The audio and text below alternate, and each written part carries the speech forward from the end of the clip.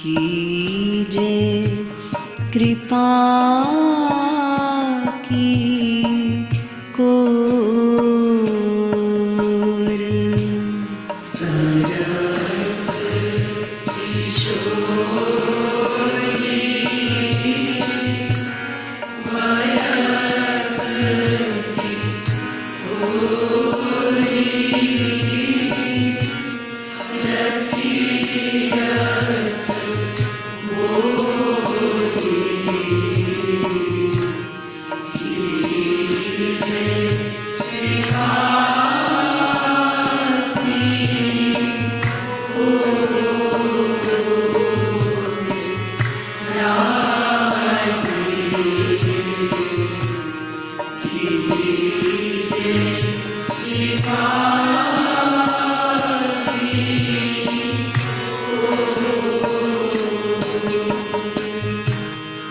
सरस किशोरी वयस की थोरी रति रस मोरी कीजे कृपा सरस किशोरी वयस की थोरी रति रस बोरी कीजे कृपा की कोर। राधे कीजे कृपा की कोर। सरस किशोरी वयस की थोरी रति रस मोरी कीजे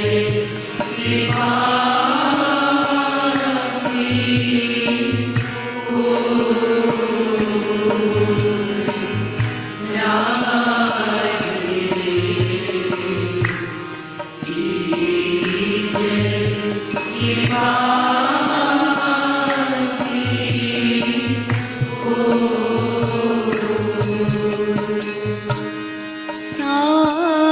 साधन हीन दीन मैं राधे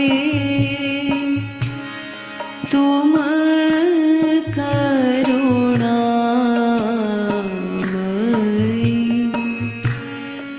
प्रेम अगाधे।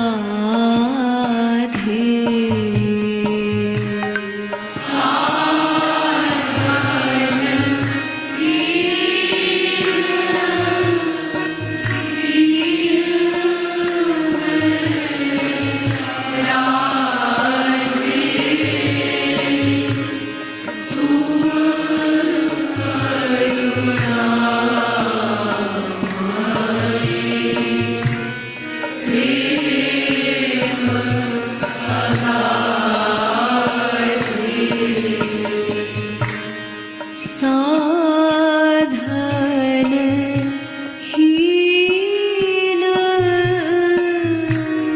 साधन हीन दीन मैं राधे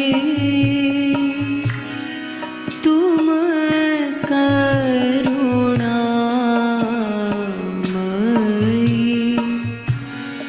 प्रेम अगाधे।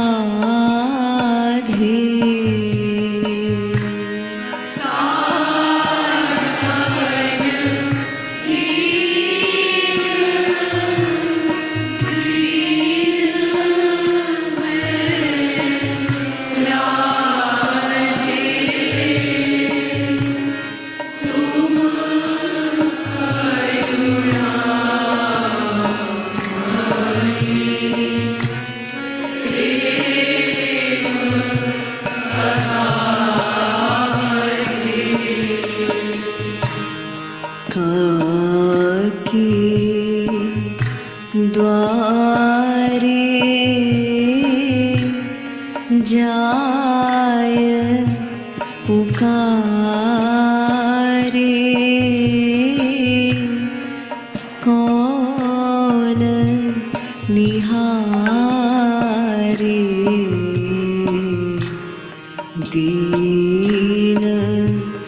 दुखी की ओर राधे दीन दुखी की ओर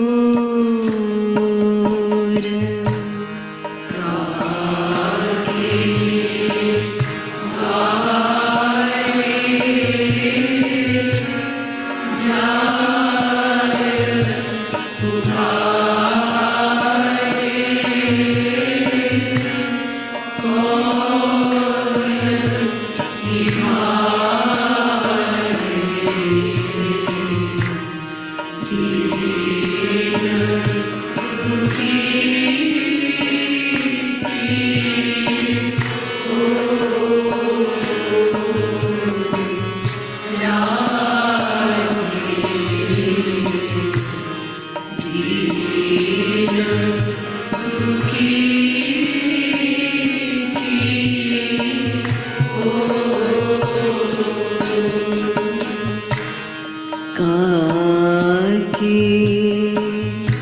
द्वारे जाय पुकारे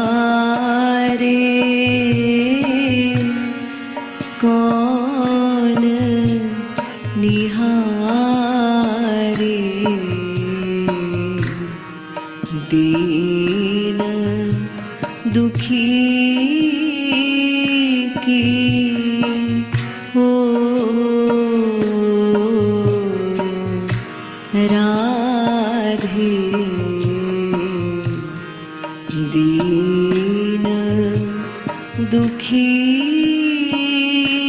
की ओर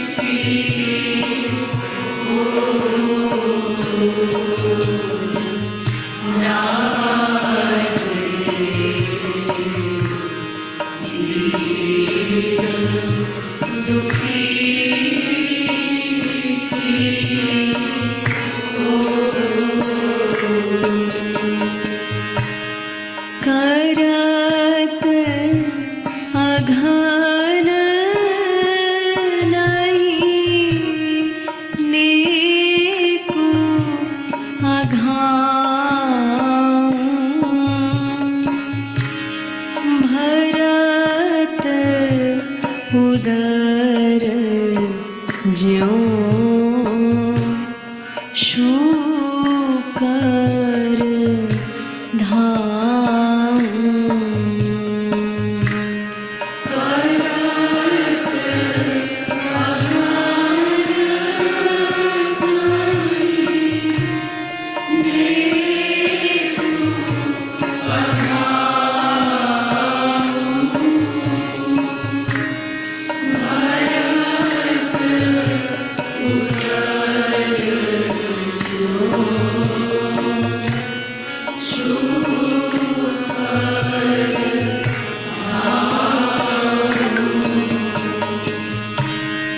करत अघन नहीं नेकु अघाऊं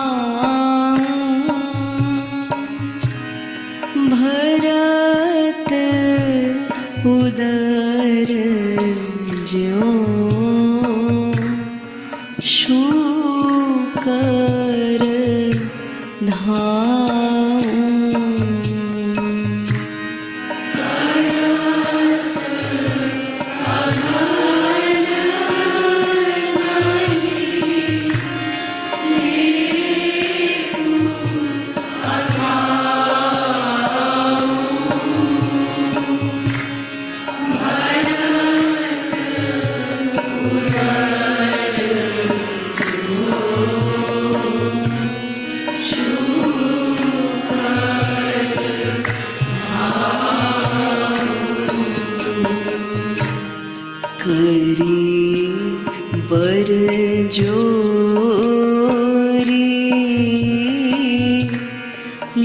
लखी निज ओरी तुम बीनु मोरी कौन सुधारे दोर राधे कौन सुधारे दोर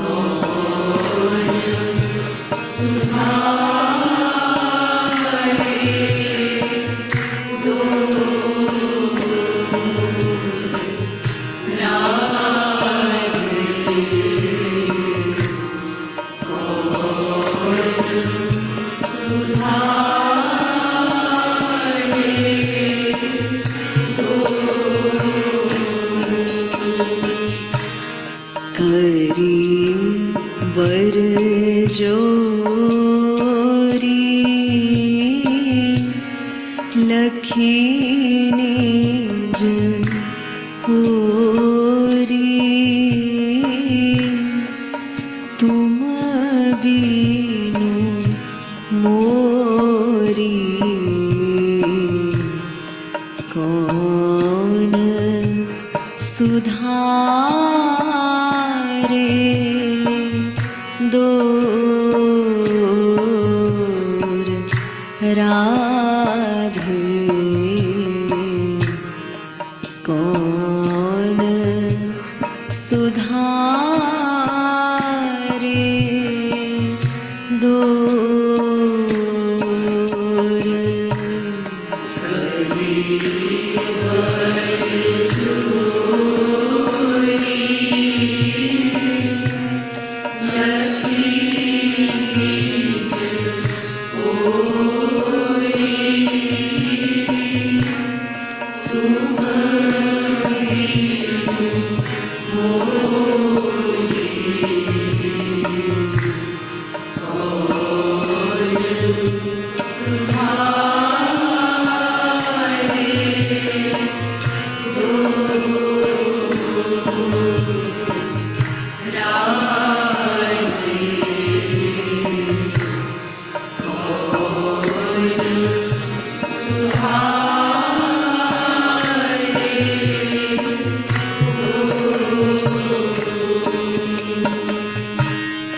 भलो बुरो जैसो तिहारो तुम बीनु को हितु हमारो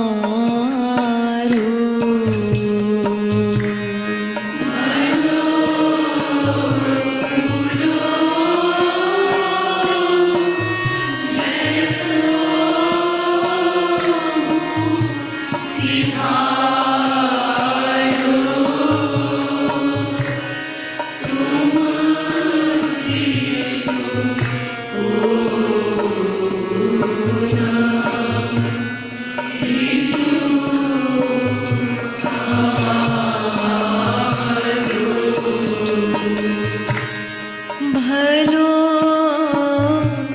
बुरो जैसो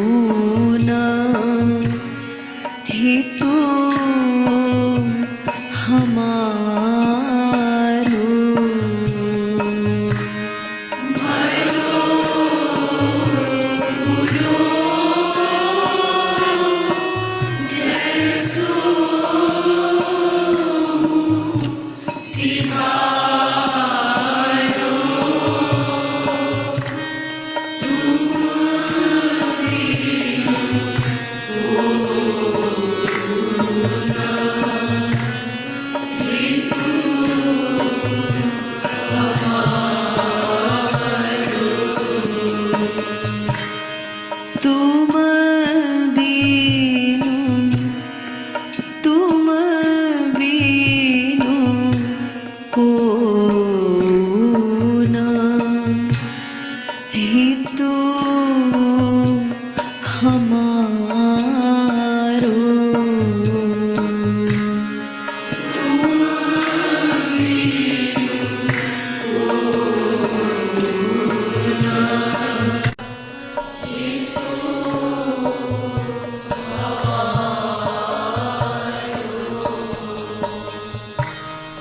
भलो बुरो जैसो हूँ तिहारो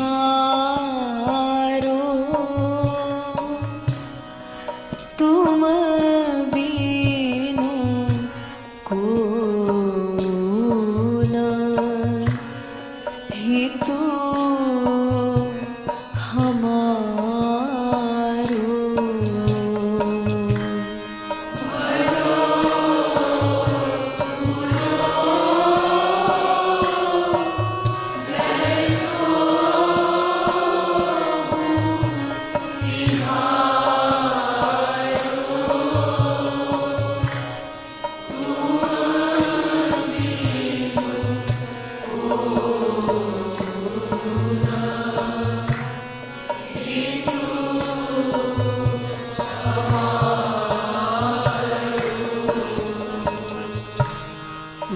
भानु दुलारी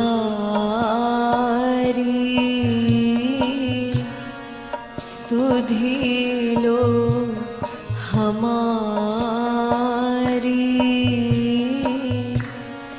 शरण तिहारी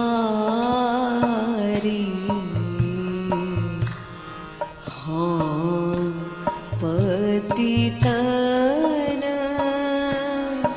सिर मोर राधे हाँ पतितन सिर मोर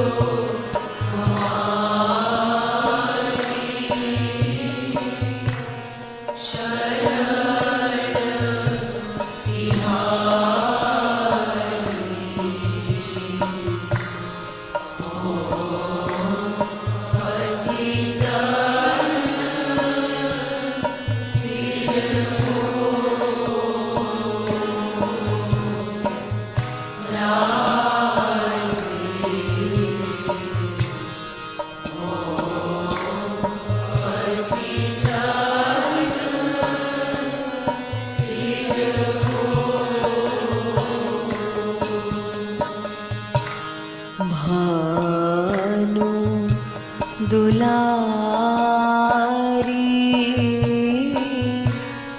सुधिलो हमारी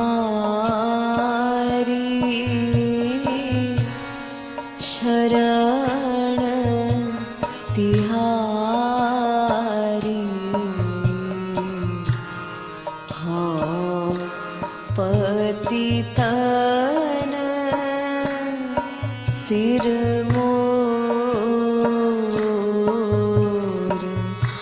राधे हाँ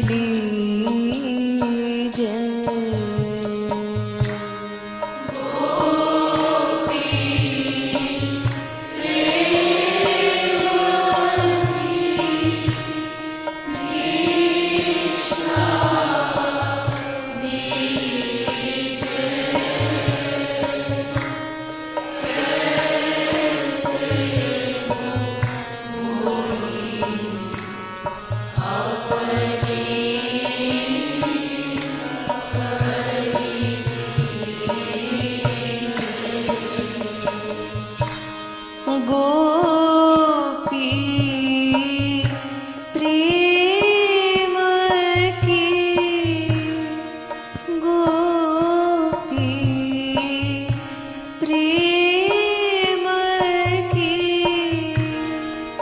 भिक्षा दीजिए।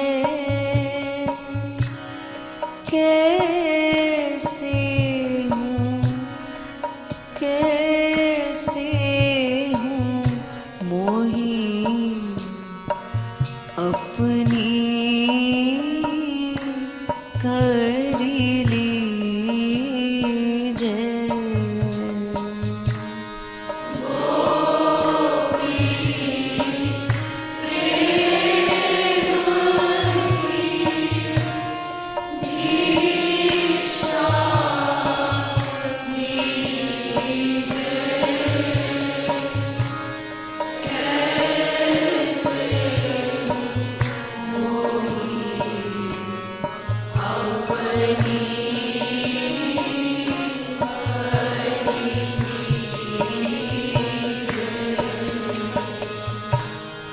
तव गुण गावत दिवस बितावत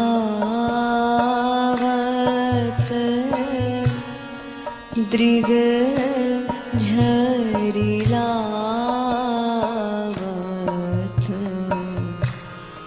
आई हाँ प्रेम विभोर राधे। आई हाँ प्रेम विभोर।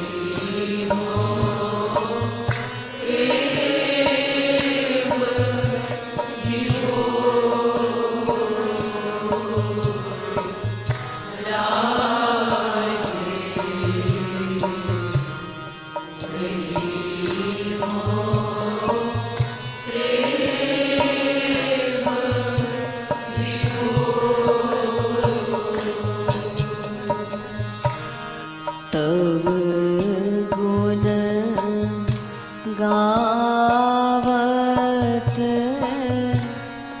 दिवस बितावत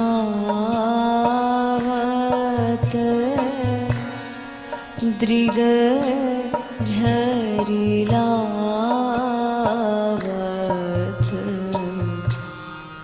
आई हाँ प्रेम विभोर राधे। वही हाँ प्रेम विभोर।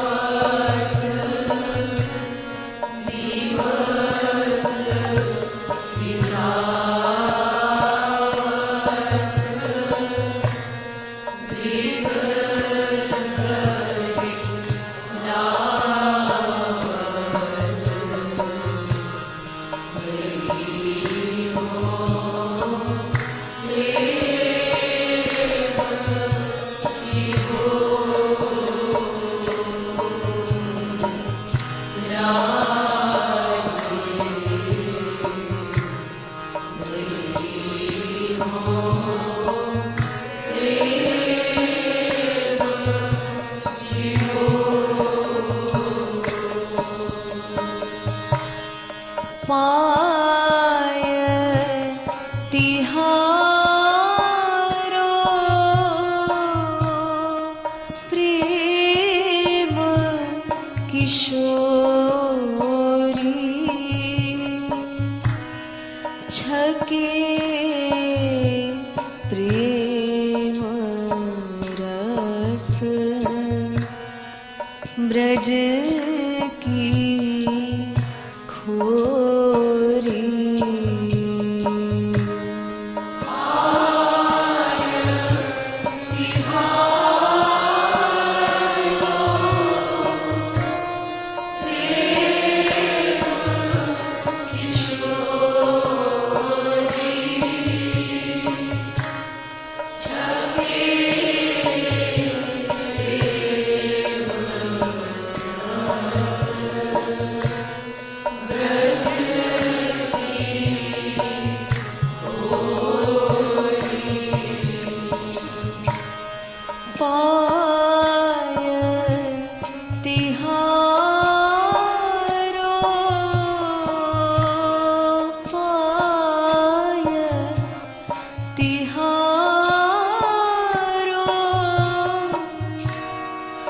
प्रेम किशोरी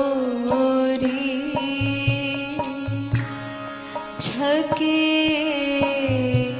प्रेम रस ब्रज की खोरी।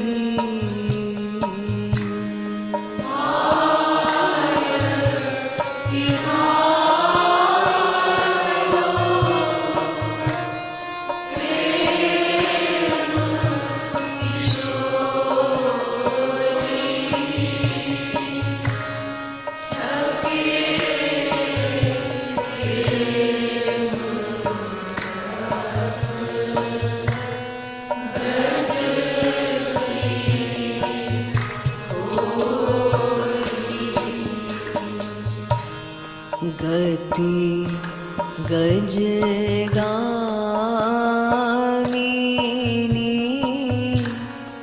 छवि अभिरामिनी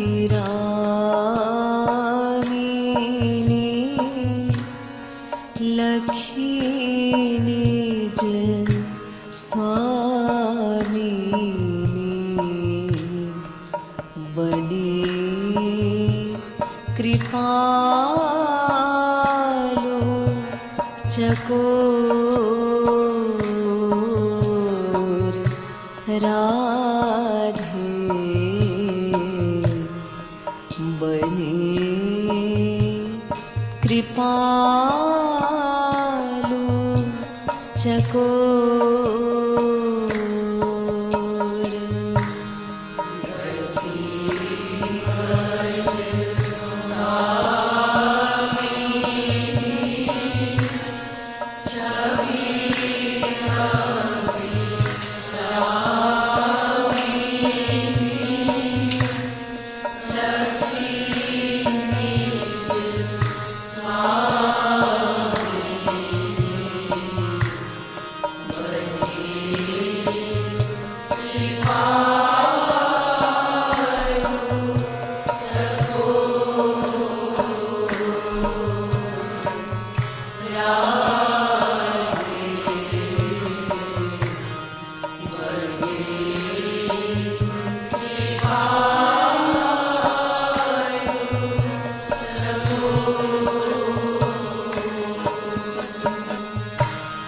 गति गज गामिनी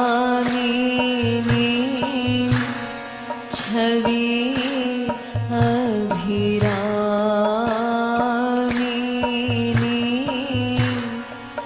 लखी निज स्वामिनी बनी कृपालु चकोर राधे बने कृपालु चकोर।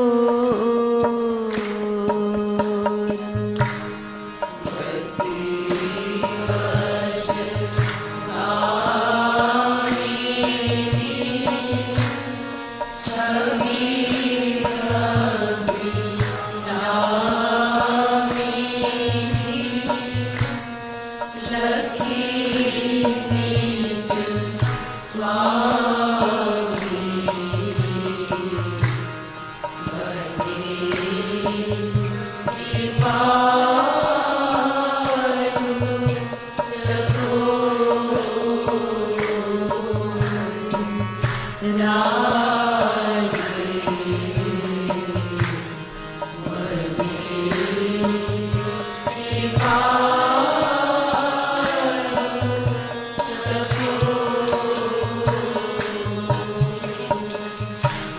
सरस किशोरी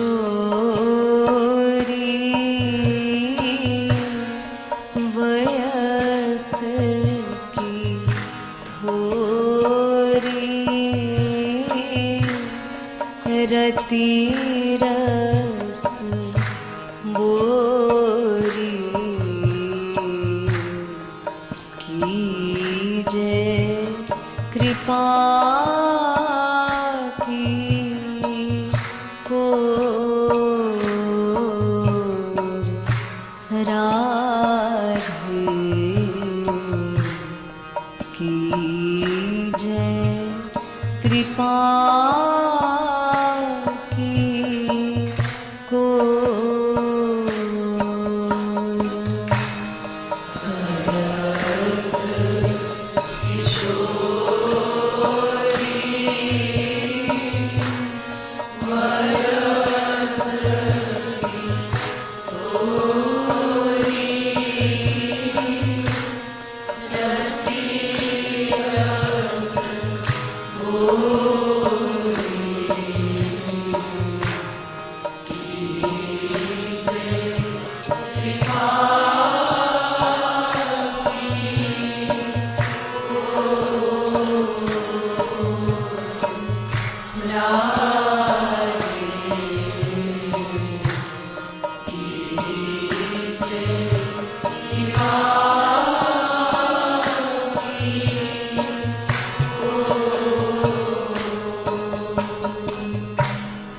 राधा रानी की जय।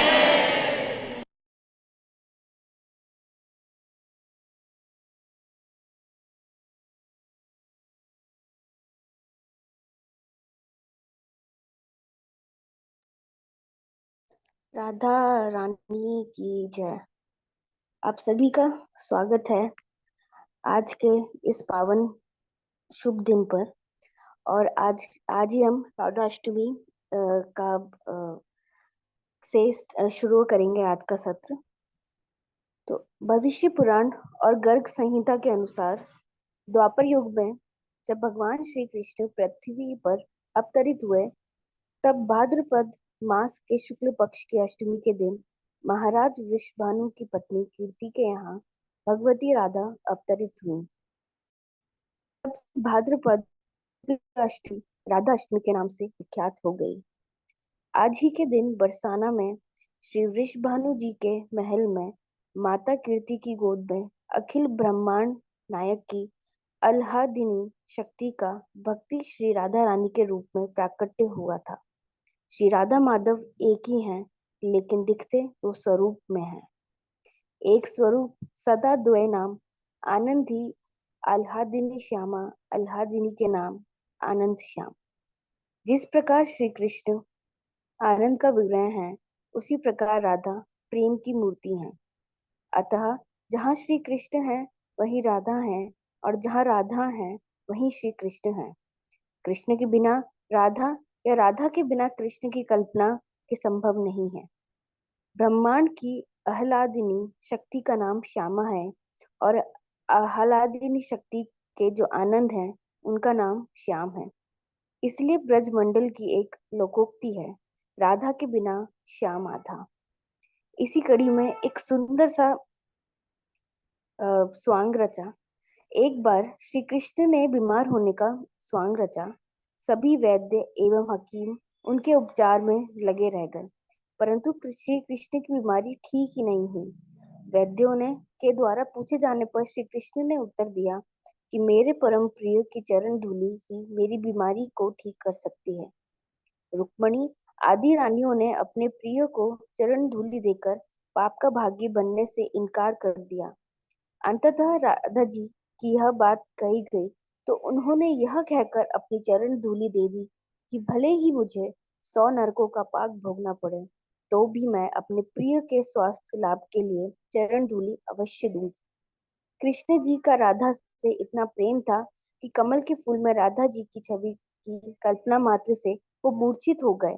तभी से विद्विद जनों ने कहा, राधा तू बड़ी भागिनी, कौन पुण्य तुम कीन, तीन लोक तारन तरन सो तेरे अधीन, तीन लोक तारन तरन सो तेरे अधीन।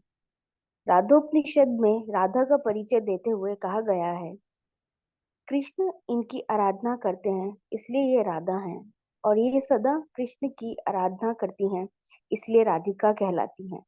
ब्रज की गोपियां और द्वारका की रानियां इन्हीं श्री राधा की अंश रूपा हैं। ये राधा और ये आनंद सागर श्री कृष्ण एक होते हुए भी क्रीड़ा के लिए दो हो गए हैं। राधिका कृष्ण की प्राण है। इन राधा रानी की अवहेलना करने करके जो कृष्ण की भक्ति करना चाहता है वह उन्हें कभी नहीं पा सकता। अंत में हनुमान प्रसाद जी पोद्दार के शब्दों में श्री राधा रानी के चरणों में विनती करती हूँ, किशोरी तेरे चरण की रज पाऊं, किशोरी तेरे चरण की रज पाऊं, बैठी रहूं कुंजन के कोने, श्याम राधिका गाऊं, श्याम राधिका गाऊं। बोलिए राधा रानी की जय। राधे कृष्ण। राधे राधे। नाम महाधन है अपनों, नहीं दूसरी संपत्ति और कमानी, छोड़ अटारी अटा जग की, हमको कुटिया ब्रिज माँ ही बनानी। टूक मिले रसिकों के सदा, और पीवन को यमुना जल पानी, हमें औरन की परवाह नहीं, अपनी ठकुरानी श्री राधिका रानी। जय राधे राधे, जय राधे राधे। आज हम इस पवित्र पावन अवसर पर श्री राधिका महारानी के बारे में कुछ जानने, कुछ बताने एकत्रित हुए हैं। हालांकि मैं अपने आप को इतना योग्य नहीं समझती कि मैं माँ राधा रानी के रहस्यों को जान सकूं और उनके विषय में कुछ बोल सकूं, पर माँ राधा रानी के आशीर्वाद से कुछ उनकी जन्म कथा के बारे में और उनकी कुछ लीलाओं के बारे में मैं यहाँ कहना चाहूंगी। तो राधा रानी की जन्म कथा कुछ इस प्रकार होती है कि दिन था भाद्रपद की शुक्ल अष्टमी का, अर्थात जन्माष्टमी के ठीक 15 दिन बाद। प्रातः काल का समय था। वृषभानु जी दैनिक स्नान के लिए यमुना नदी के तट पर आए थे। चारों ओर चिड़ियों की गुंजन और भौरों की चहचहाहट से वातावरण अत्यंत पवित्र और प्रफुल्लित लग रहा था। वृषभानु जी ने स्नान इत्यादि कर सूर्य देव को अर्घ्य दिया। वे पुनः जाने ही लगे कि उन्होंने यमुना के जल में एक दिव्य प्रकाश से चमकता हुआ कमल देखा। ऐसा प्रकाश जैसे साधारण दृष्टि से ना देखा जा सके। वे उस कमल के पास कौतूहलवश गए तो उन्होंने उस कमल के मध्य में कमल की पंखुड़ियों सी कोमल एक नवजात पुत्री को पाया। अब ये पुत्री कोई साधारण तो नहीं थी। उनके शरीर से मानो पूरी सृष्टि को चमका दे उतना प्रकाश निकल रहा था। चूंकि वृषभानु जी अत्यंत ही साधु एवं सज्जन पुरुष और अत्यंत कोमल हृदय के पुरुष थे, उन्होंने उस कमल के साथ उस पुत्री को उठाया और आसपास खोजने लगे कि इन्हें यहाँ कौन छोड़ गया है। वृषभानु जी एवं कीर्तिदा महारानी की कोई संतान नहीं थी, अतः वृषभानु जी को उस पुत्री को देखते ही उसे अपने महल ले जाने की इच्छा जागृत हुई। वृषभानु जी अत्यंत ही वात्सल्यपूर्ण थे। इतने में वृषभानु जी के समक्ष ब्रह्मा जी प्रकट हुए और कहा कि हे पुत्र, तुमने और तुम्हारी पत्नी ने कठिन तपस्या कर सदैव यही कामना की है कि तुम परम भगवान श्री कृष्ण की संगिनी को अपनी पुत्री बनाना चाहते हो, और इस जन्म में आप दोनों की यह इच्छा पूर्ण हुई है। तुम्हारे हाथ में जो पुत्री है वह भगवान की अंतरंगा शक्ति ही है। तत्पश्चात बड़ी ही प्रसन्नता से वे उस पुत्री को अपने महल ले आए। जब वृषभानु जी अपने महल की ओर बढ़ना प्रारंभ किए तब मां कीर्तिदा को उधर अत्यंत ही आनंददायी पीड़ा प्रारंभ हो गई। और जैसे ही वृषभानु जी ने पुत्री को माँ की गोद में रखा, वे मूर्छित हो गई और मूर्छा से उठकर उन्हें लगा कि उन्होंने ही इस दिव्य पुत्री को जन्म दिया है।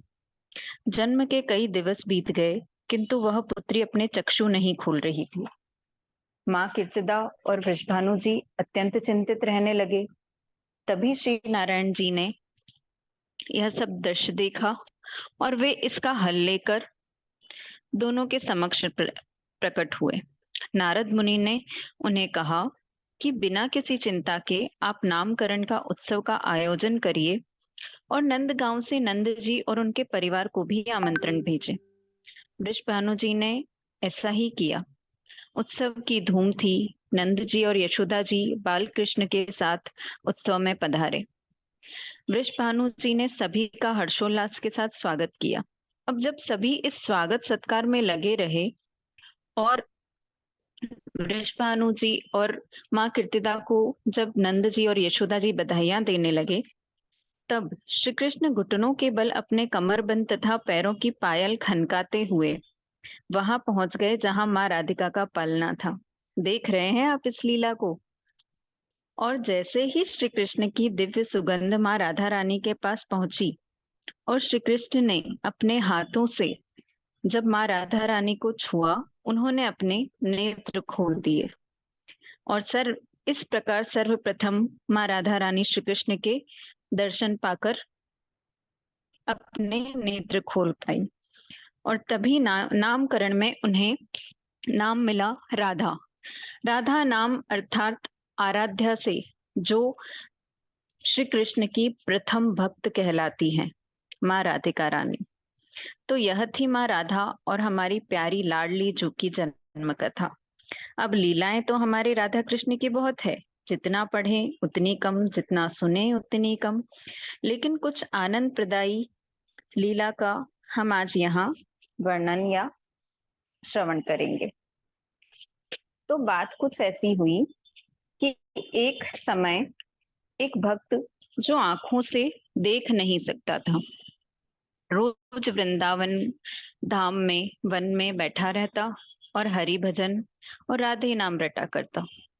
उसके मन में सदैव एक ही इच्छा रहती कि वह हमारे राधा कृष्ण का एक साथ दर्शन करे और उसे एक साथ हमारे राधा कृष्ण के दर्शन का सौभाग्य प्राप्त हो।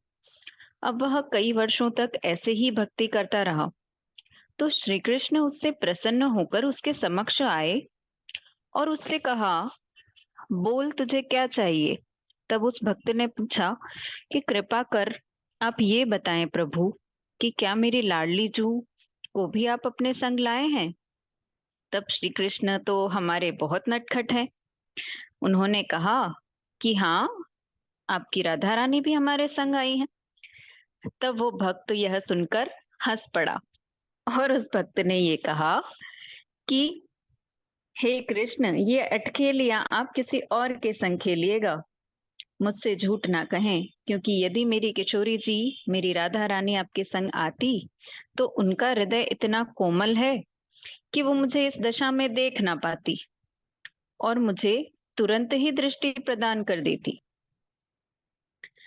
तभी यह सुनकर राधा माँ उसके सामने प्रकट हुई और उनकी दिव्य प्रकाश से उस भक्त की दृष्टि आ गई और वह भक्त खुशी के आंसुओं में मगन होकर गाने लगा, राधे राधे राधे राधे राधे राधे।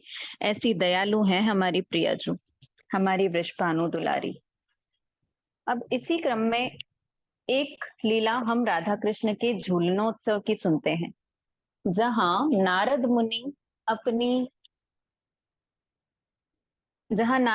अपनी शरारत से श्री राधा माँ को किस तरीके से श्री कृष्ण के लिए भड़का देते हैं, वो हम सुनते हैं।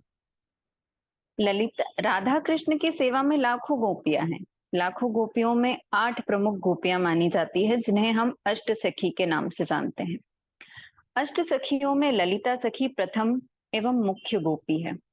वे पिघले हुए सुनहरे पीले रंग के गौरोचन रंग की हैं और उनके वस्त्र मोर के पंखों के समान है। उनका मिजाज बहुत ही गर्म मिजाज का है। क्यों? क्योंकि उन्हें कृष्ण को ताड़ना देनी है। उनकी आंखें नशीली और घमंडी हैं। यह भाव राधा कृष्ण को अत्यधिक आनंद देता है। राधा रानी कहती है, अहम च ललिता देवी, अर्थात मैं ललिता सखी के समान हूँ। ललिता सखी श्रीमती राधा रानी का नित्य सहचरी के रूप में प्रसिद्ध हैं। वे दिव्य युगल के प्रति परम प्रेम से भरी हुई हैं। वे उनकी बैठकों और युगल संघर्षों दोनों की व्यवस्था करने में विशेषज्ञ है। वे राधा कृष्ण की सेवा में बहुत निपुण हैं। वे सफेद चामरों से राधा कृष्ण को हवा करती हैं, छाता रखती हैं, तंबुल बनाती हैं, और वे एक विशेषज्ञ संगीतकार हैं। वीणा, सितार, बांसुरी, तबला, मृदंग और कई अन्य प्रकार के संगीत वाद्य यंत्र बजाती हैं। वे एक विशेषज्ञ गायिका भी हैं। अद्भुत फलों का जूस बनाती हैं और वे कुंज बगीचे बनाने में बहुत माहिर हैं। वे झूलन मंडप, क्रीडन मंडप, राधा कृष्ण के सुंदर बिस्तर, गोपियों और गोपों के खेलने के आनंद लेने के लिए कई खेल के आयोजन, भोजन मंडप, श्रृंगार मंडप, राधा कुंड के चारों ओर वे ये सभी मंडप बनाती हैं। और वे उन मंडपों पर चित्रकारी भी बड़ी कुशलता से करती है। श्री कृष्ण की सभी बाल लीलाओं को मंडपों में चित्रित करती है और चित्रों को देखकर बहुत प्रसन्न होते हैं। एक बार राधा कृष्ण वृंदावन वन में यमुना नदी के तट पर घूम रहे थे। कृष्ण राधा रानी से कह रहे थे, है राधा रानी, हमें नारद मुनि से बहुत सावधान रहना चाहिए, क्योंकि वे देवताओं और राक्षसों दोनों के साथ विवाद पैदा करने में विशेषज्ञ हैं। राधा रानी ने मुस्कुराते हुए उत्तर दिया, कृष्ण आप क्या कह रहे हैं? हम एक जान हैं, लेकिन दो शरीर है। हमारे बीच विवाद कौन भड़का सकता है? यह असंभव है कृष्ण। कृष्ण ने कहा, मुझे लगता है कि हमें अनुभव करना होगा। हम नहीं जानते कि आगे क्या होगा। उसी समय नारद मुनि आ गए। जब नारद मुनि ने राधा कृष्ण को यमुना नदी के तट पर घूमते देखा, तो वे बहुत मधुर गायन करने लगे। जय राधा माधव कुंज बिहारी, जय गोपी जन वल्लभ गिरधारी, यशोदा नंदन ब्रिज जनरंजन, यमुना तिरवंचारी। ऊपर तो सिर्फ एक उदाहरण है। इसी प्रकार उन्होंने अपनी वीणा बजाई और बहुत सुंदर गीत गाए। नारद मुनि का गायन इतना मधुर और सुंदर है कि पत्थर भी पिघल जाते हैं। यह सुनकर कृष्ण बहुत प्रसन्न हुए। उन्होंने नारद मुनि से कहा, आपके सुंदर गायन ने हमारे दिलों को पिघला दिया। कृपया कोई वरदान मांगे। नारद मुनि ने उत्तर दिया, हे कृष्ण, कृपया यह वरदान अभी रखें। मैं फिर कभी पूछूंगा। अब मैं जा रहा हूँ। कृपया मुझे आशीर्वाद दे। नारद मुनि ने प्रणाम किया और फिर चले गए। कुछ दिनों बाद ललिता सखी, विशाखा सखी और सभी गोपियां ललिता कुंड में राधा कृष्ण के लिए झूले की उत्सव की व्यवस्था कर रही थी। कृष्ण तैयार थे, लेकिन राधा रानी को देर हो रही थी, क्योंकि वे तैयार हो रही थी। तभी नारद मुनि आए और पूछा, यह सब क्या हो रहा है? गोपियों ने कहा, हम राधा कृष्ण के लिए एक अद्भुत झूले के उत्सव की व्यवस्था कर रहे हैं। आप भी इंतजार कर सकते हैं। राधा रानी जल्द ही आएंगी और हम सभी आनंद ले सकेंगे। नारद मुनि ने पूछा, अरे राधा रानी अभी तक नहीं आई? गोपियों ने उत्तर दिया, नहीं, वे तैयार हो रही हैं।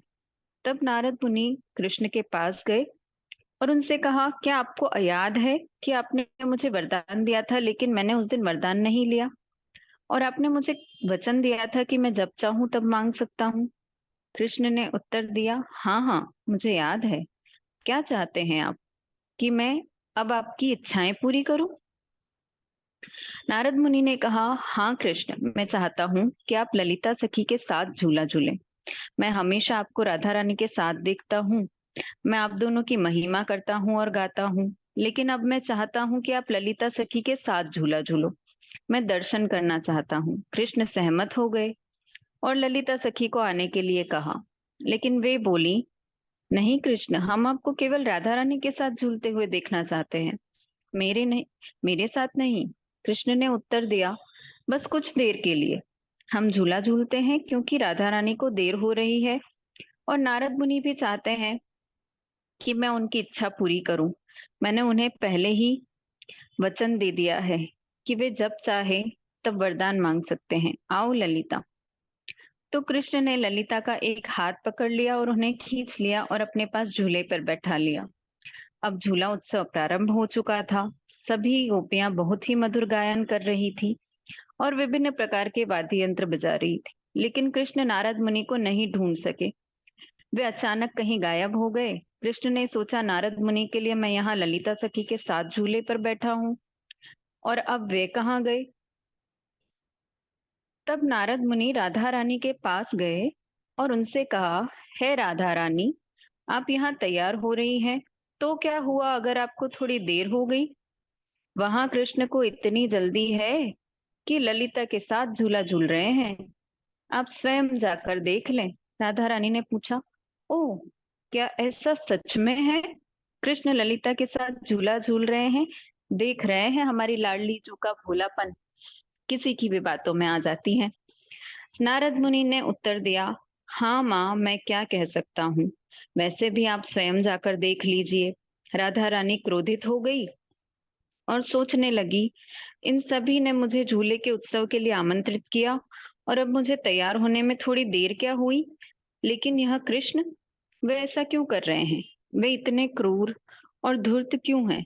वे ऐसा क्यों व्यवहार कर रहे हैं? राधा रानी दौड़कर देखने गई। उन्होंने दूर से पेड़ों के पीछे से कृष्ण को ललिता के साथ झूलते देखा और क्रोधित हो गई। और जब वे वापस जा रही थी तो कृष्ण ने उन्हें दूर से देखा। तो कृष्ण दौड़ते हुए उनके पास और राधा रानी से आकर पूछा, क्या हुआ राधे, आप वापस क्यों जा रही हैं? आप मुझ पर इतना क्रोधित क्यों हैं? राधा रानी ने उत्तर दिया, नहीं कृष्ण, मुझसे बात मत करो। आपने सभी ने मुझे केवल मेरा अपमान करने के लिए आमंत्रित किया। तुम ललिता के साथ झूला झूल रहे हैं सिर्फ इसलिए कि मुझे तैयार होने में देर हो गई। तुमने ललिता के साथ झूला झूलने का फैसला कर लिया। कृष्ण, मैं यह अपमान सहन नहीं कर सकती। राधा रानी द्वारा अपना मान प्रदर्शित करने के बाद कृष्ण राधा रानी को मनाने की कोशिश करने लगे। कृष्ण ने पूछा, क्या नारद मुनि ने आपके पास आकर शिकायत की थी? तो राधा रानी ने उत्तर दिया, बेशक, उन्होंने ही मुझे बताया था, इसलिए मुझे पता चला। कृष्ण ने कहा, मैंने आपसे पहले ही कहा था, नारद मुनि विवाद भड़काने में बहुत माहिर हैं, लेकिन आपने विश्वास ही नहीं किया। आपने कहा कि हम दो शरीर हैं, एक जान है, तो विवाद कैसे हो सकता है? आइए मैं आपको बताता हूँ कि क्या हुआ। तब कृष्ण ने राधा रानी को नारद मुनि के वरदान के बारे में समझाया। यह सुनकर माँ राधा रानी मुस्कुरा दी। कृष्ण ने कहा, अभी मेरे साथ आओ। कृष्ण झूलनोत्सव में राधा रानी को ले गए। राधा रानी ने गुस्से से नारद मुनि की ओर देखा और साथ ही मुस्कुरा भी रही थी। तब नारद मुनि ने राधा कृष्ण की महिमा करते हुए अच्छे गीत गाने शुरू कर दिए। नारद मुनि का मधुर गायन सुनकर राधा रानी का हृदय पिघल गया और उन्हें क्षमा कर दिया। नारद मुनि के लिए उनके मन में बहुत वात्सल्य है, क्योंकि वे उनके ही पुत्र हैं। राधा कृष्ण मुस्कुराए और एक दूसरे की ओर देखा। इस प्रकार उन सभी ने झूलनोत्सव, झूलन यात्रा का आनंद लिया। इससे हमें यह पता चलता है कि हमारी राधा रानी का हृदय कितना कोमल है। इतना होने के पश्चात भी उन्हें क्रोध नहीं, उन्हें श्री नारद मुनि पर वात्सल्य ही आया और उन्होंने उन्हें क्षमा कर दिया। तो ऐसी है हमारे श्री कृष्ण और राधा की लीला। तो बोलिए, जय श्री राधे, जय श्री राधे, जय श्री राधे।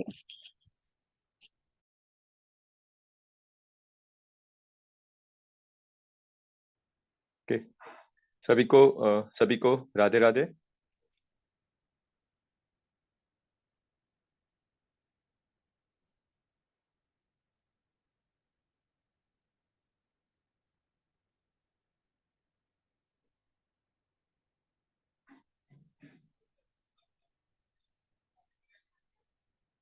तो हम चर्चा कर रहे थे कि हम सांसारिक मनुष्यों की क्षमता नहीं है कि हम श्री राधा जी के स्वरूप का और राधा तत्व का वर्णन कर सकें। मैं कुछ बातें हैं जो आपसे साझा करना चाहता हूँ, जो मैंने अपने अनुभव और विभिन्न प्रसिद्ध भागवताचार्यों और उनके राधा जी और कृष्ण जी के ऊपर जो उनकी अनुभव और उनके मत हैं, उसके आधार पर मैं कुछ बातें आपसे साझा करना चाहता हूँ कि भगवान श्री कृष्ण और श्री राधा रानी एक ही हैं। वे एक दूसरे से अलग नहीं है, वे एक दूसरे से भिन्न नहीं है। जिन परमात्मा परब्रह्म को हम निर्विकार, निराकार, सर्वव्यापी और परम सत्य संपूर्ण ब्रह्मांड के निमित्त एवं उपादान कारक के रूप में जानते हैं, वही परमात्मा स्वयं को श्री कृष्ण और श्री राधा जी के रूप में व्यक्त करते हैं। अर्थात श्री कृष्ण और श्री राधा जी एक ही हैं। वृषभान दुलारी श्री राधा जी पराम्बा भगवती स्वरूपा है एवं श्री कृष्ण परम पुरुष हैं। प्रकृति में विभिन्न ऊर्जाओं का विनिमय एक रूप से दूसरे रूप में रूपांतरण होना श्री राधा रानी की कृपा से ही संभव हो पाता है। क्योंकि राधा रानी श्री कृष्ण एक ही हैं, तो इन दोनों में आप किसी एक के विरुद्ध दूसरे की उपासना नहीं कर सकते। राधा रानी की उपासना करोगे तो श्री कृष्ण की उपासना है, और श्री कृष्ण की उपासना राधा रानी की उपासना। हम भगवद गीता सत्र में चर्चा कर रहे थे कि प्रकृति त्रिगुणात्मिका है, समस्त प्रकृति भी ब्रह्म स्वरूप ही है। तो प्रकृति के नियमों के विरुद्ध जाकर आप श्री कृष्ण को प्राप्त नहीं कर सकते, अर्थात राधा रानी के बिना श्री कृष्ण का सानिध्य भी प्राप्त नहीं हो सकता। उनके बताए और श्री कृष्ण की कृपा के बिना, उनके बताए हुए मार्ग के अनुकरण के बिना राधा रानी का रहस्य भी समझना असंभव है। तो एक तत्व का अगर एक तत्व को जानने की यात्रा पर अगर आप निकलते हैं तो दूसरा तत्व वैसे ही बोधगम्य हो जाता है। और तो इस प्रकार से दोनों में एक रूपता है। समत्व भाव में स्थित कर्मयोगी के जीवन में हार्मोनी होती है, एक लय होता है। लय कैसे होता है? जैसे अगर आप प्रकृति के साथ में एक लय में है, अनुनाद में, रेजोनेंस में है, तो अगर आप सुबह 5 बजे उठते हैं रोज, तो अगर आप लेट भी सोते हैं किसी दिन, है ना, 3-4 बजे भी सोते हैं, तो भी आपकी नींद उसी समय 5 बजे खुल जाती है। तो इसी प्रकार से जो व्यक्ति, जो योगी प्रकृति के साथ में एक लय में होता है, अगर इसको हम थोड़ा फिलोसॉफिकल पॉइंट ऑफ व्यू से समझे तो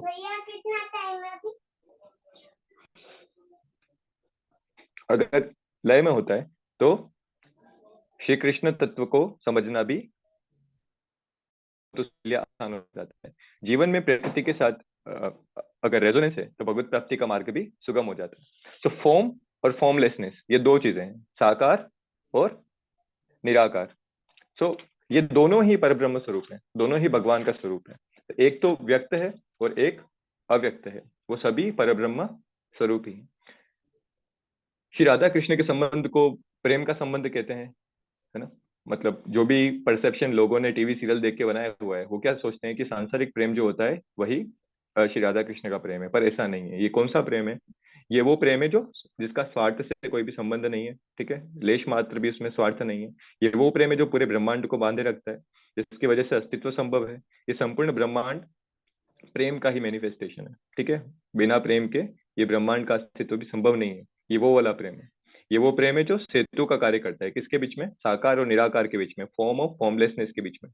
तो आप साकार से निराकार में भी जा सकते हैं और निराकार से साकार में भी जा सकते हैं। जैसे एक प्रसिद्ध पद है हमारे पास में, क्या है? निर्गुण है सो पिता हमारा, सगुण है महतारी, किसको निंदे किसको वंदे, दोनों पलड़ा बारी। मतलब दोनों में एक रूपता है और दोनों ही समान रूप से महत्वपूर्ण है। तो हम किसकी वंदना करें? तो इस प्रकार से साधक कंफ्यूज हो जाता है। तो ये जो कंफ्यूजन है वो सही भी है। सो इसी प्रेम के अनुभव के लिए विभिन्न सिद्ध योगी तपस्या करते हैं और मुक्ति की आकांक्षाओं को भी त्याग देते हैं। सो ये इस प्रकार का प्रेम है। सो श्री राधा और श्री कृष्ण दोनों में एक रूपता है, ठीक है, और एक की कृपा के बिना दूसरे का अनुभव असंभव है, और एक को अनुभव करना ही दूसरे को अनुभव करना है। तो इस प्रकार से इस एक रूपता को मानते हुए हमें भगवान का और श्री राधा रानी का ध्यान करना चाहिए। मैं यहीं पे अपनी वाणी को विराम देता हूँ। सुनने के लिए धन्यवाद।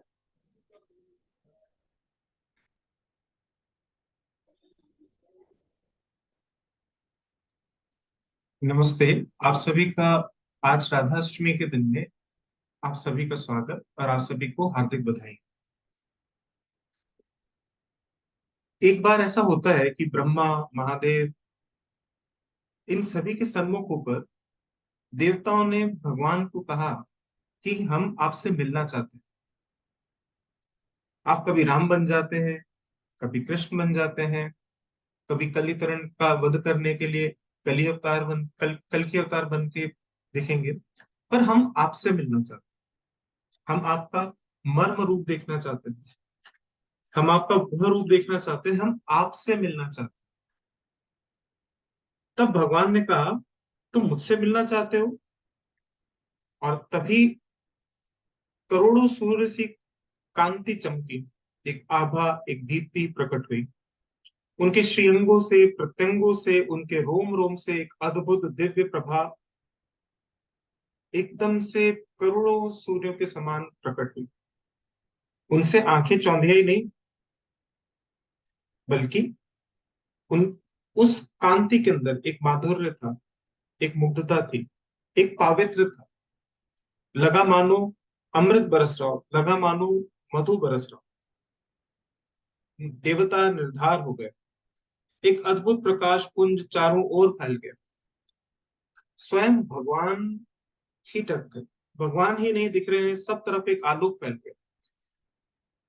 भगवान कह रहे हैं, यही हूं मैं, नित्य प्रकाश, सत्य प्रकाश, प्रेम प्रकाश, सब तरफ ही तो मैं हूं।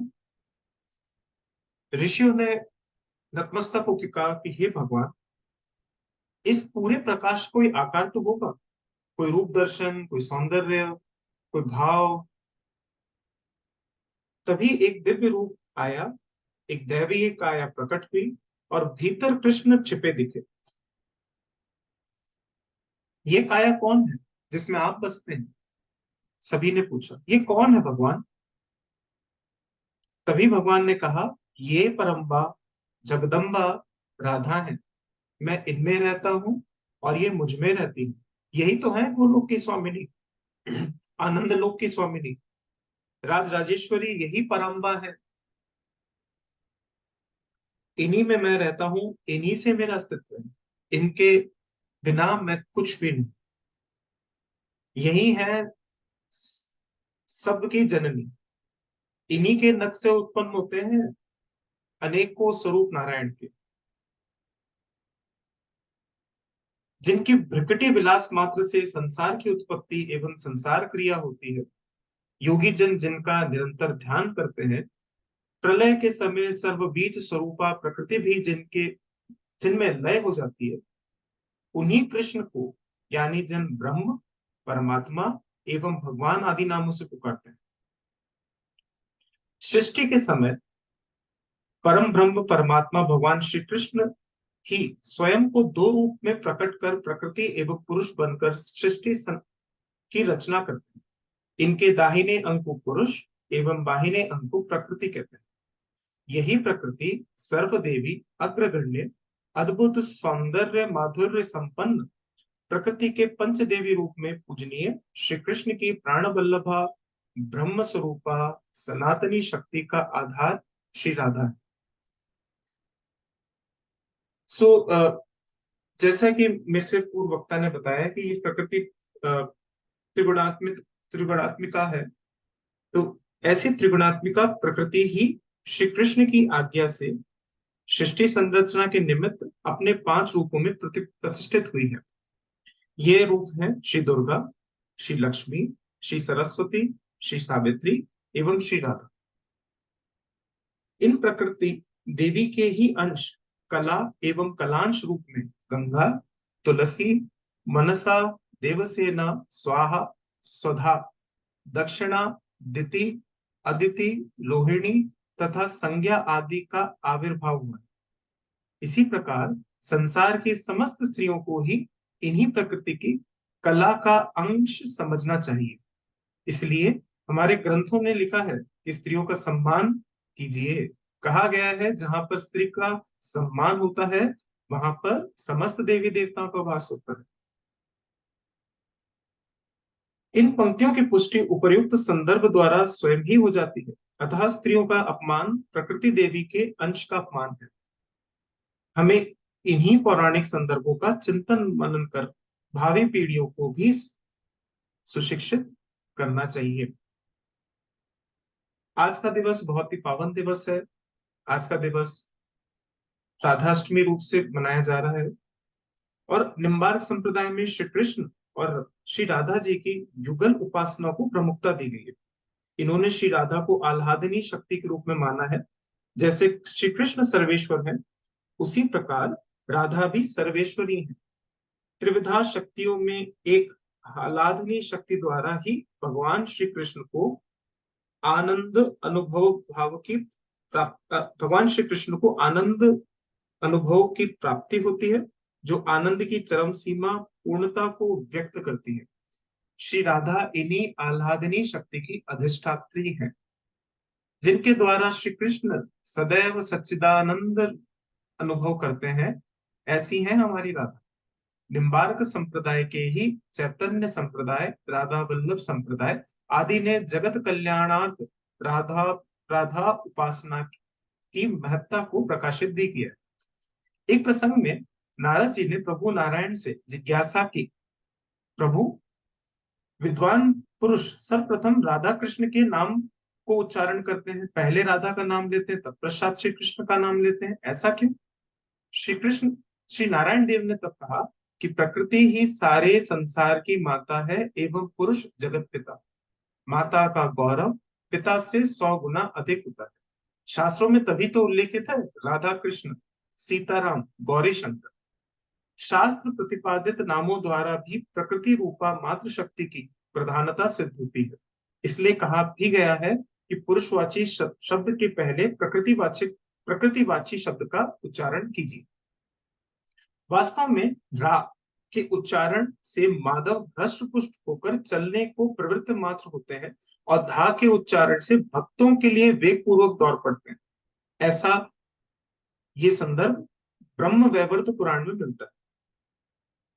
राधा के नाम की व्युत्पत्ति अर्थ इस प्रकार होता है, राधा में जो र का वर्ण होता है, ये जन्म जन्मांतर के पाप ताप से मुक्ति करता है।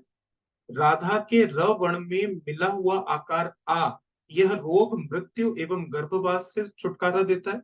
राधा में ध वर्ण ये आयु हानि का निवारण करता है और राधा के ध वर्ण में मिला हुआ ये आकार आ, यह भव बंधन से मुक्ति देता है।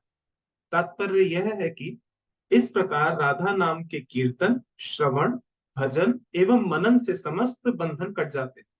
रोग, शोक, मृत्यु आदि का भय नहीं रहता और भक्त सर्व वांछित फल प्राप्त करता है। राधा नाम की सार्थकता बताते हुए पुनः कहा गया है श्री ब्रह्म वैवर्त पुराण में कि राधा में रा का अर्थ दानवाचक है और धा का अर्थ निर्वाण अर्थात मोक्षवाचक है, अर्थात जो मोक्ष देने वाली हो ऐसी मां राधिका। इसलिए भक्त रा शब्द के उच्चारण मात्र से ही परम दुर्लभ मोक्ष को प्राप्त कर सकते हैं एवं धा शब्द के उच्चारण से वह निश्चित रूप से हरि चरणों के ओर दौड़कर वहां तक पहुंच पाने में सक्षम हो जाते हैं। जैसा कि कहा गया है, रा शब्दोच्चारणाद भक्तो भक्तिम मुक्तिम च राति सह, धा शब्दो उच्चारणेव धावत्यव्य हरे पदम। राधा कृष्ण अभेद, जैसा कि मेरे पूर्व जितने भी वक्ता हैं उन सभी ने बताया कि राधा और कृष्ण में कोई भेद नहीं। श्री राधा के रोमकूपों से समस्त गोपी समुदाय का एवं श्री कृष्ण के रोमकूपों से सभी गोपगणों का प्रादुर्भाव हुआ है। श्री राधा कृष्ण के वक्षस्थल में वास करती है, अतः श्री कृष्ण के प्राणों की अधिष्ठात्री देवी भी है। प्राणाधिष्ठात्री या देवी राधा रूपा च सा मुनि। वैष्णव भक्तों ने राधा नाम को ही सार्थक बतलाया है, क्योंकि राधा नाम उच्चारण से राधा जी का मातृवृत स्नेह तो मिलेगा ही, श्री कृष्ण कृपा भी स्वतः ही प्राप्त हो जाएगी। राधिका ताइनु उपनिषद में कहा गया है कि संपूर्ण देवताओं में जो देवत्व शक्ति है वह राधिका जी के द्वारा ही दी गई है। देवताओं से लेकर शुद्ध प्राणियों तक इन्हीं की शक्ति एवं चेष्टाएं व्याप्त है। गोपाल सहस्त्र नाम एवं सम्मोहन तंत्र में भी श्री राधा जी के साथ श्री कृष्ण के नाम अथवा ध्यान की आवश्यकता पर प्रकाश डाला गया। श्री राधिका ताइनो उपनिषद में कहा गया है कि श्री राधा जी के दिव्य शरीर की कांति पड़ने से इंद्रनील मणि के समान वर्ण वाले श्री कृष्ण का शरीर भी गौर जान पड़ता है। ऐसे श्री राधा तत्व को जानने में आखिरकार कौन समर्थ हो सकता है। यहाँ तक कि ब्रह्मा भी श्री राधा का महिमा गान करने के लिए स्वयं की आयु को कम बताते हैं। इसलिए राधा माधव स्वरूपा ही है। ये श्री कृष्ण की आराधिका, परम आह्लादनी शक्ति एवं पराशक्ति स्वरूपा है। अतः इनके मात्र नाम जाप ही भाव बाधा से पार कर देने वाला। तभी तो कवि बिहारी ने अपनी अभिव्यक्ति इन शब्दों में की है, मेरी भवबाधा हरौ राधा नगरी सोई। राधोपनिषद में कहा गया है कि श्री कृष्ण इनकी आराधना करते हैं इसलिए वे राधा हैं, और ये श्री कृष्ण की आराधना करती हैं इसलिए ये राधिका हैं। कृष्णेन आराध्यत इति राधा कृष्णम समाराधयति सदेति राधिका। श्री कृष्ण और राधा में ठीक उसी प्रकार अभेद है जैसा अग्नि में दाहकता, दूध में धवलता एवं जल में शीतलता। यह भाव ब्रह्म वैवर्त पुराण के प्रकृति खंड में इस तरीके से उल्लेखित है, राधा भजति श्री कृष्णम स च ताम च परस्परम उभयो सर्व साम्यम च सदा शांतो वदंति च। ये दोनों ही परस्पर आराध्य एवं आराधक है। श्री कृष्ण का शरीरांग आधार स्वरूपा मूल प्रकृति ईश्वरी शक्ति श्री राधा है। जो श्री कृष्ण है वही राधा है और जो राधा है भी श्री कृष्ण है। इसलिए संतों का कथन है कि दोनों सभी दृष्टियों में पूर्णतः समान है। अतः योगी जन स्त्री में पुरुष को और पुरुष में स्त्री को देखते हुए अर्थात भेदभाव नहीं करते हुए सदैव ब्रह्म भाव में स्थित रहते हैं। श्री राधा और श्री कृष्ण रस सागर है। ये दोनों लोक क्रीड़ार्थ ही एक हुए हैं, जैसा कि वेदांत दर्शन में कहा गया है, लोक वत्तु लीला कैवल्यम। ये समष्टि रूप में एकाकार हो जाते हैं। जब श्री कृष्ण शरीर रूप धारण करते हैं तो राधा जी भी शरीर धारण करके लोक लीला हेतु युगल जोड़ी के रूप में अवतरित होती हैं। राधिका जी श्री कृष्ण की सर्वेश्वरी एवं सनातनी शक्ति है। जो इस राधिका जी को ना जान श्री कृष्ण जी की आराधना करना चाहता है वह महामूर्ख है। भवसागर पार करने की शक्ति राधा नाम में है। इसलिए श्री नारायण प्रभु ने स्वयं ही राधा जी के सर्व दुर्लभ 16 नामों की व्युत्पत्ति सहित व्याख्या नारद जी को बताई। राधा रासेश्वरी, रासवासिनी, रसिकेश्वरी, कृष्ण प्राणाधिका, कृष्ण प्रिया, कृष्ण स्वरूपिणी, कृष्ण वामांग संभूता, परमानंद स्वरूपिणी, कृष्णा वृंदावनी वृंदावन विनोदिनी, चंद्रावली चंद्रकांता, शरद चंद्र प्रभानना,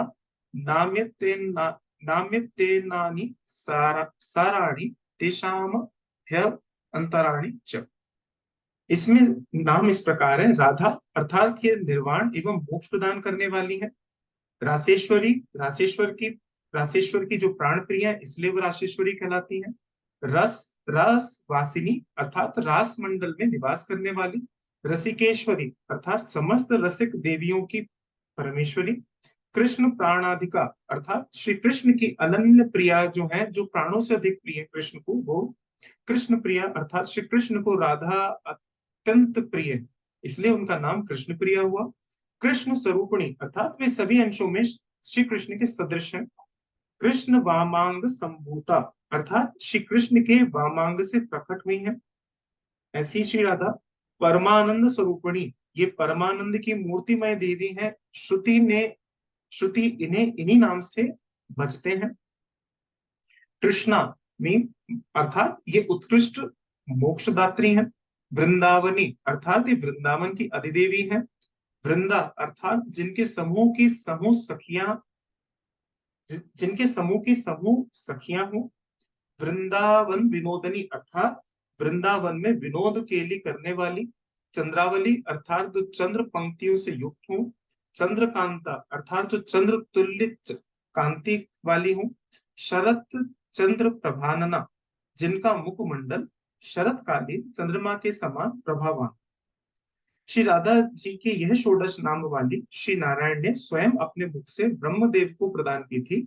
और यह जो संदर्भ है ये हमें मिलता है ब्रह्म वैवर्त पुराण में श्री कृष्ण जन्मखंड के अंदर। यह नाममय स्रोत आदि पुण्यप्रद है और इस स्रोत का जो पाठ करता है वो श्री राधा माधव के चरणों में अनन्य भक्ति पाता है। ऐसे इन सारी चर्चाओं का, विवेचनाओं का मूल जो आधार है वो यह है कि श्री राधा रानी की कृपा के बिना श्री कृष्ण तत्व को समझना बिल्कुल ही व्यर्थ है। एक छोटा सा प्रसंग मेरे मन में है जो मैं आपसे साझा करना चाहता हूँ। जैसा कि हम पूर्व में भी चर्चा कर रहे थे और अभी में मैंने जो चर्चा की, इसमें यही बार बार ये प्रतिपादित हो रहा है कि श्री राधा माधव नित्य निरंतर महाभाव स्वरूप एक ही है। जैसा गंगा की लहरें गंगा का ही स्वरूप होती हैं, एक ही है, किंतु फिर भी विलग दृष्टिगोचर होती हैं, किंतु विलुप्त होने पर ही गंगा हो जाती हैं। ऐसी ही लीला की दृष्टि के रूप से दो रूप धारण कर राधा जी और माधव जी अलग अलग दृष्टिगोचर तो होते हैं, केवल लीला अमृत और भक्तों के आनंद के लिए ऐसा होता है। श्री कृष्ण आकृष्ट है प्रेम के प्रति अर्थात राधा जी के प्रति, और राधा जी आकृष्ट है रस के प्रति अर्थात श्री कृष्ण जो कि रसराज यानी रस रूप के प्रति। प्रेम और रस के मिलन से ही आनंद की उत्पत्ति होती है, और श्री राधा और माधव का मिलन नित्य निरंतर होने पर ही आनंद स्वरूप हो जाता है। इनकी यही प्रेम रसमयी अंतरंग स्वरूप भूता लीला ही श्री राधा माधव का नित्य विलास विहार है। इनमें सर्वदा सर्वदा केवल पवित्रतम प्राकृत जगत से अतीत माधुर्य ही माधुर्य है। श्री कृष्ण की आत्मा श्री राधा जी है और राधिका जी की आत्मा श्री कृष्ण, दोनों में लेश मात्र भी अंतर नहीं। एक प्रसंग है जहां पर भगवान कृष्ण जब अंतर्धान हुए थे, उनके उनके अंतर्धान हो जाने से वियोग दुख कातरा रानियां कालिंदी यमुना जी के तट पर आती और कालिंदी जी की अधिष्ठात्री देवी को मूर्तिमती तथा प्रफुल्लित देखकर पूछती हैं कि जैसा कि हम श्री कृष्ण की धर्म पत्नी है, वैसे तुम भी तो हो हे कालिंदी, हम विरह अग्नि में जल रही हैं पर तुम तो प्रसन्न दिखती हो। कालिंदी, इसका कारण बतलाओ।